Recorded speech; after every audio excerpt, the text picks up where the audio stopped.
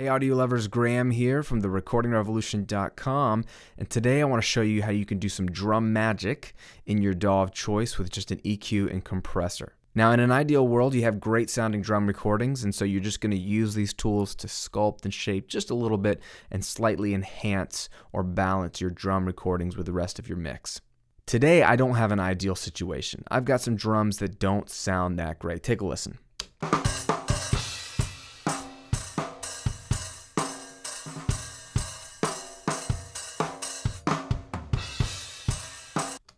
Tonal issues, sounds muffled, wimpy, just not in your face at all. And this is a hard-hitting song. So I want to show you how I took those drums with a little bit of EQ and compression and turned them into these drums.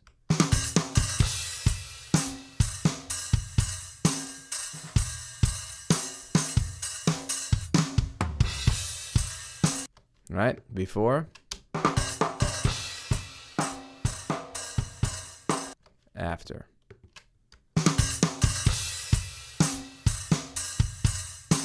Okay, so what's going on here? The after sound has way more punch, way more depth, way more bottom end, way more clarity, more balanced tone compared to what we started with. Is it perfect? No. Does it sound a little processed? Maybe.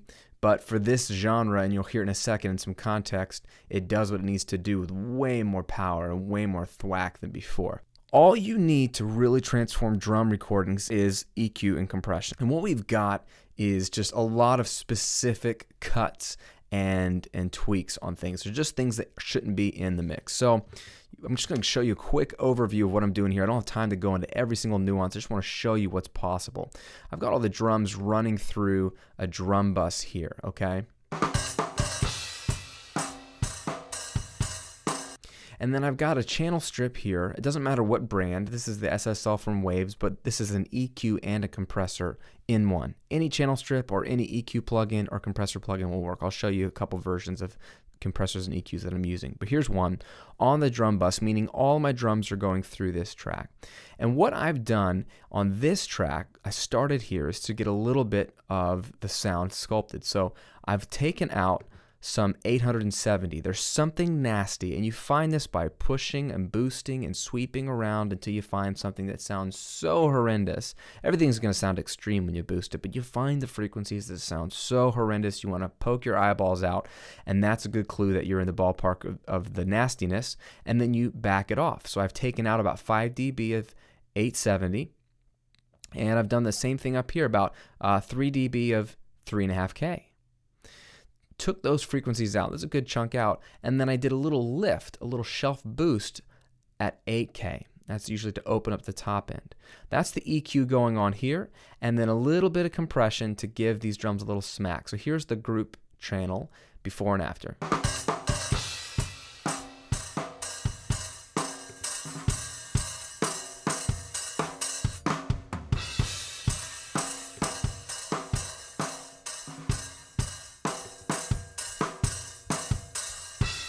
Already with one plugin, in this case, an EQ and a compressor and a channel strip, I've cleaned out some of the nastiness and I've opened up the drums a little bit just on one plugin. Okay, now I had to move down to the individual levels, and the real culprit here on this mix are the overheads. Take a listen.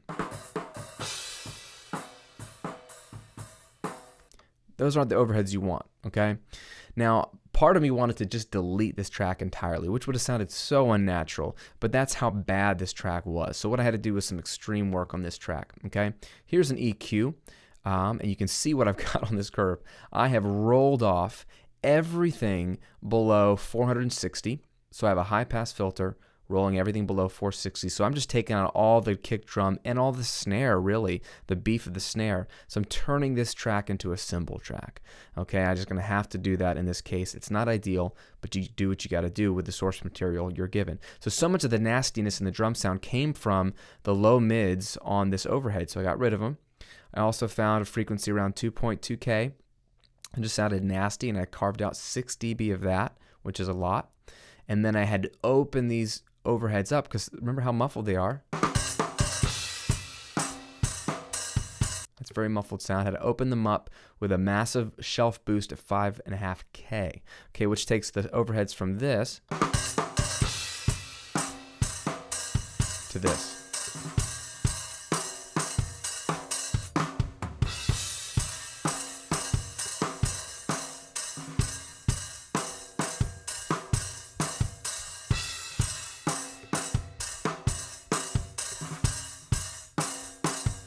Do you notice the kick drum sounds bigger? That's weird. That's the cool thing about EQ. We haven't done anything to the kick drum yet. We haven't boosted anything on the kick drum. All we've done is gotten rid of the kick drum in the overhead, and now the kick drum that's still playing without any plugins on it sounds way bigger, which is nice. And then of course this overhead has less nastiness, weird frequencies are gone, and it has a more top end and clarity. So we're making some major progress there. That was the huge culprit to me. Then I went back down to the bottom end kick and worked my way back up to just really sculpt this sound. Kick drum by itself is okay, but I had to scoop out some low mids around 500. Also scooped out some 600 and gave it a little bit of compression. So here's a little bit of the help on the kick drum.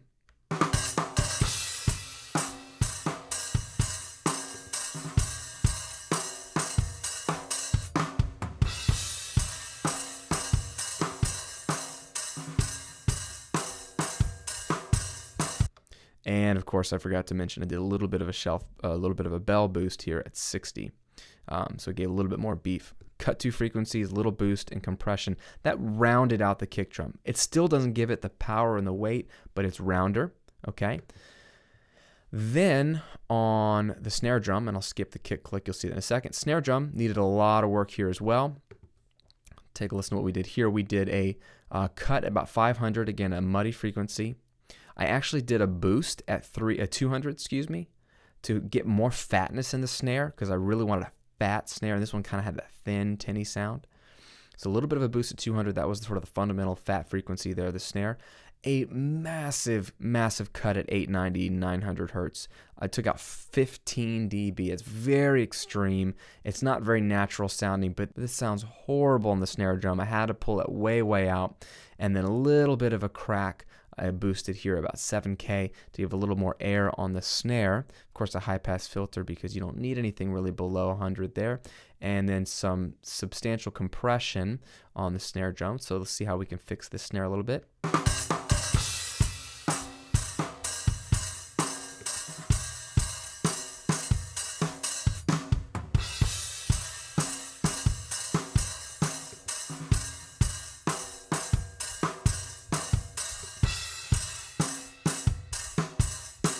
It's like two different sounds, right? It's mostly because I'm getting rid of this nastiness. That's horrible. So I took out a good chunk of that.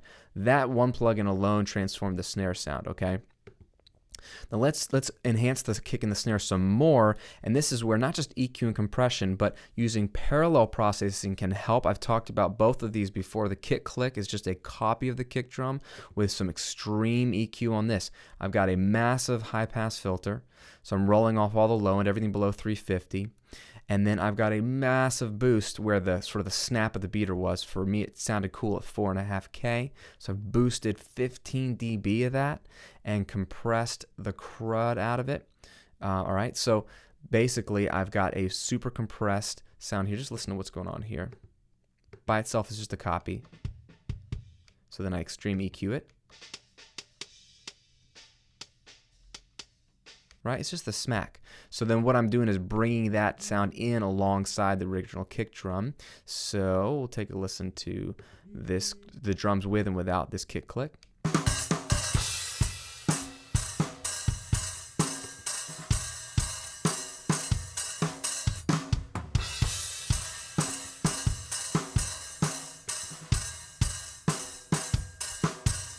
Right? You feel that kick drum smacking, and you notice this more in small speakers, laptop speakers, iPod, crap studio speakers. That click helps the kick drum smack translate better across more speakers. Snare sizzle, I felt like the snare, as clean as I got it and fatter as I got it, still needed some crack up top. So I just did a copy of the snare drum, much like I did with the kick drum. And then I've got some EQ and compression. So I'm doing a high pass filter, much like the kick click. I rolled off everything below 350, and then I have a massive, massive boost at 6K for some air, okay? So take a listen to this. This is just by itself. Right, it's just the snare. Then I've got some click. It's kind of sizzle. And then I've got a compressor on it to just crank it up.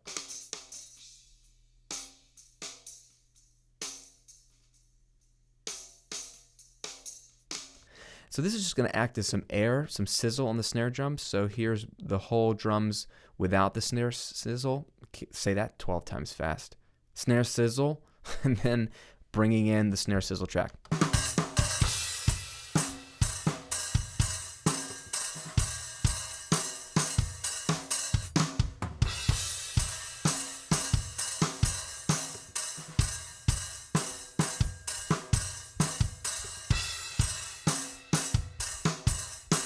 It's just that air. You need air on the snare, the sound of a snare ringing in the room. So I brought that in. Just you can mix it in as much or little as you want. Toms, just a little bit of EQ on those bad boys, scooping out nastiness around 600, and then giving a little bit of weight. They were kind of thin, so I boosted some weight around 290 for some of these. I think maybe the high tom had 290. And then just some compression, a little bit of a boost also at 5.5K. So the toms have some smack. So let's listen to where these toms were. Let's take this little pass here. Before, after.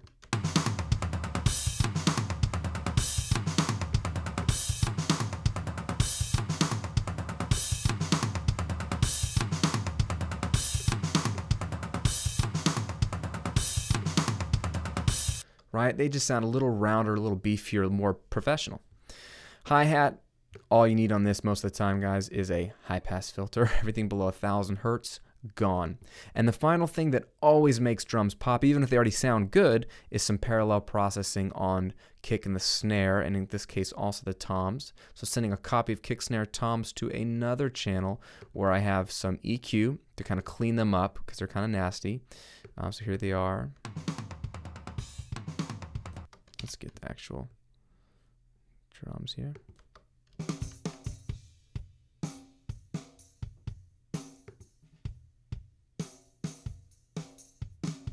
They were real heavy in the low mid, so I took out some stuff there, cleaned them up, and then add the compression. Here's just the SSL bus comp.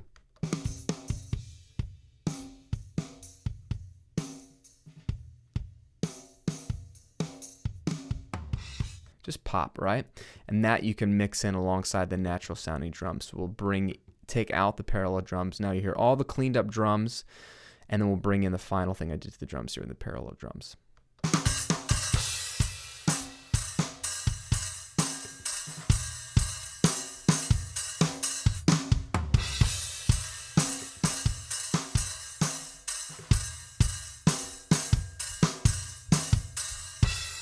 Weight, power, right? I've shown you this before. I'm just showing you how powerful this is. On all of that, it's little teeny steps, a lot of steps, more work than I'd like to do on drums. But we took the drums from this, remember, to this.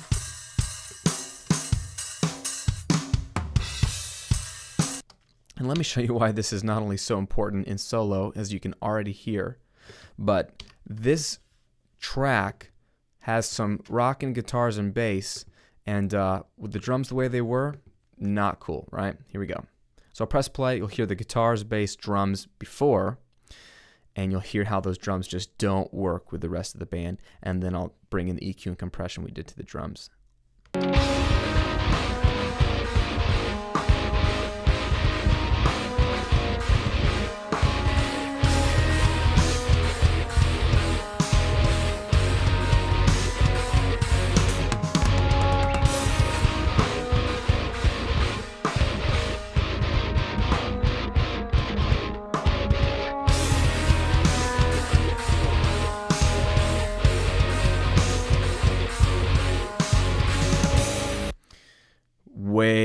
different. Drum magic, people. And the sarcasm here is there is no magic. All we're doing is systematic EQ and compression to just get the sounds we need, the sounds we hear in our heads. That was an extreme example, but hopefully it showed you the power of what you can do with a simple EQ and compressor. If you like these videos, subscribe. Will you do that for me? Subscribe to the videos right now. Just click the button. It's that easy. That way you'll get updates every time a video comes out, and you can stay up to date and take the little tips and tricks that help you, use them right away, and ignore the ones that don't help you. And hey, if you haven't already joined the mailing list over at TheRecordingRevolution.com, click the button here on the video. You want to do this for two reasons. One, because I'm going to give you free stuff, okay? You've got some awesome free content that you can't get anywhere else, including my ebook that has been changing the way people work in the studio for a long, long time. It's called The #1 Rule of Home Recording. If you haven't read it and implemented the material in this book, then your recordings and mixes are missing out, and you're probably spending too much time and too much frustration on them. This will help you a ton, and it'll save you a ton of money on gear. It's absolutely free. And two, I send exclusive content to my mailing list that I don't put anywhere else. I don't put it on YouTube. I don't put it on the blog. Just to your inbox. So if you're not already on the mailing list, you're missing out on that each and every week. I want you to get on that so you get access to my best stuff. Join the mailing list, subscribe to the videos, and let me know with a comment below this video or on the blog if you have done any drum magic lately with EQ and compression, and if you've seen these techniques to prove true in your sessions. Hopefully you don't have anything that's this hard to fix, but I just want to show you what's possible. Have a great day. Make some great music. We'll talk to you later.